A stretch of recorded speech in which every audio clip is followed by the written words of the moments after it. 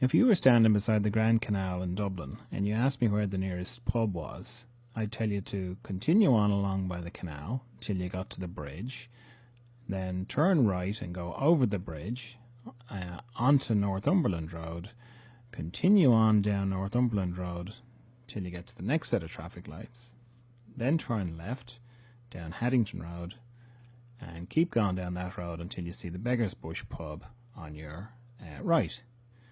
And you'd be able to follow those instructions because you understand the directions. You understand about left and right and go over this and turn at the traffic lights and so on. And it's the same with directions in the body, anatomical directions. We have to learn the different ways we describe directions in the body. So when you're talking to somebody else about things or talking to yourself about them, you'll be able to describe accurately where things are in relation to other things. But like everything else in anatomy, everything's got three names. So when you look into it, you're going to find all sorts of different names for directions, which it's good to know them, but we're not going to use them for craneosacral. For craneosacral, we're just going to keep it pretty simple and use very basic directions. Now, any lesson on anatomical directions is going to start with a body, a bit like this one, which is, well, let's face it, a bit boring. I always find that if you're learning something, it's always better to find something that will stick in your mind. Something like this. Oh, no, hang on, that's not going to work. That axe is going to make things really complicated. Well, maybe this. No, that's not going to work either. She's not in the right position. No, we'll have to go with this. This is called the anatomical position, and this model is like, just come back from aerobics or something like that. So the first direction we're going to do is called superior, and that's traveling away from the feet towards the head. Anything that's away from the head towards the feet, we'll call that superior. And the opposite of that, the other direction, is inferior. So anything that goes from the head to the feet is called inferior. So superior and inferior, first two directions. Now I'm going to have to get it to turn around so to show you the next two. And the first one is towards the front of the body, and that's called anterior. So going towards the front of the body, anterior, and then going towards the back of the body, posterior. So anterior and posterior. We've got superior, inferior, anterior, posterior.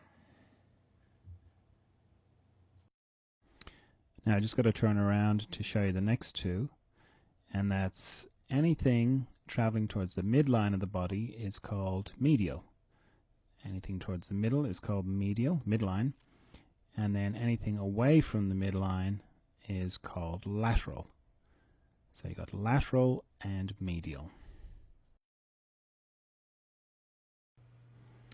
Now the thing to remember about these directions in the body is that they're linked to the body.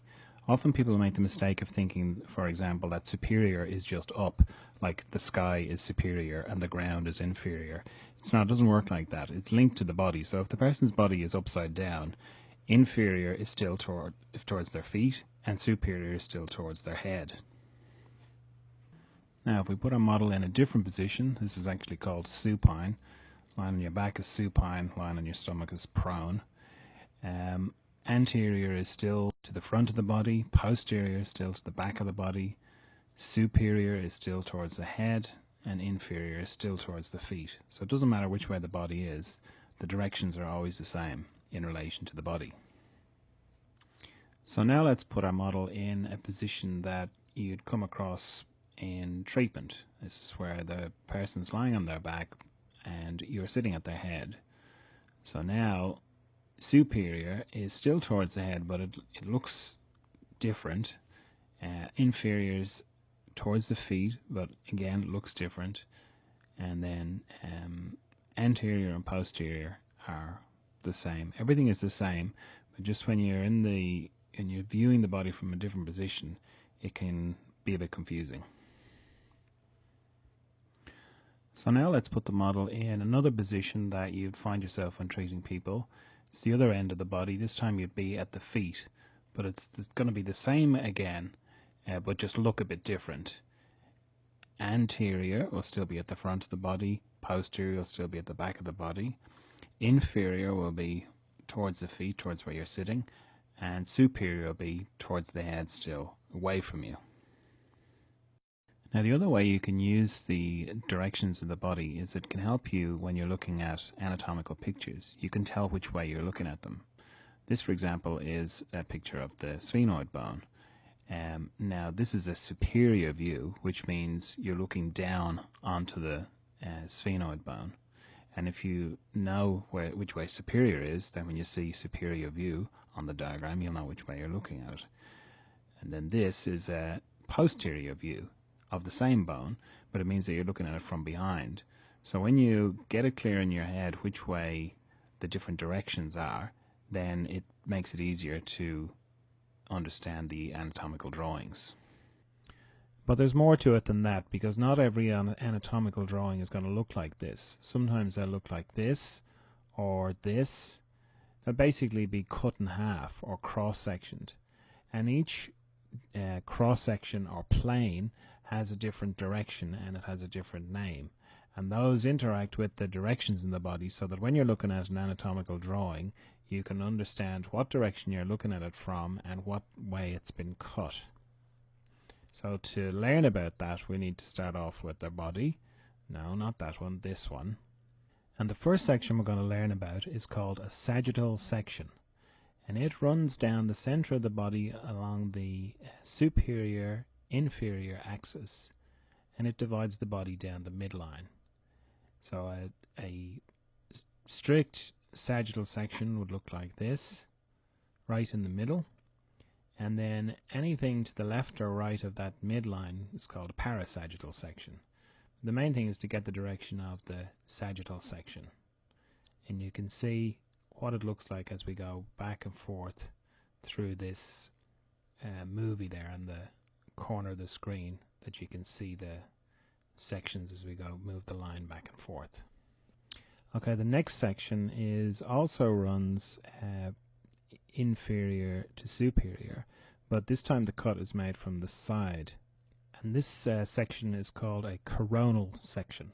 That's a coronal section. So the line is superior to inferior, and the cut's made from the side, and you can see what the sections look like in the little movie at the side here as we go through, forward to backwards, posterior to anterior in the body. Now the next section is called a transverse section, and it pretty much divides the body in half. Anything that goes across the midline of the body, you'll see this described as a horizontal section, or an axial section, or an axial plane. It's all the same thing. We're just going to call it a transverse section. And it can be pretty much anywhere up or down the body, anything that cuts the body across. That's a transverse section, and you can see what the sections look like as we go up and down the body.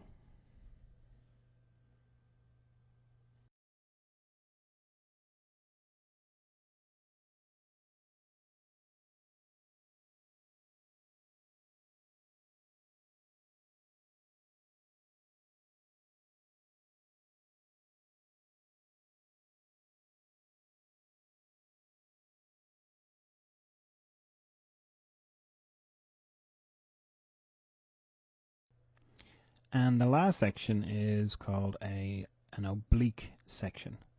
And you won't see it that often, but I'll just tell you about it just so you know. It's quite similar to a transverse section, it's just at an oblique angle.